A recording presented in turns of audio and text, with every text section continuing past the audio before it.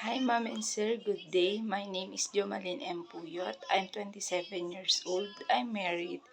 My husband is a farmer. I have one child. Her age is 6 years old.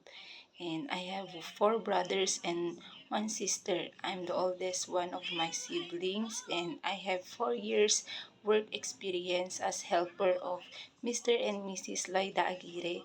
My main job is to take care of their child, and I need to resign because I need to process my papers work in abroad, because here in the Philippines is so little salary, but in abroad is not so high. But I truly sure that I can save money for the future of my daughter, and I promise, Mom and Sir, if you choose me as your helper, I will do my responsibilities, my obligations, and I'll take care of your child, and I will love them as own my child. Thank you.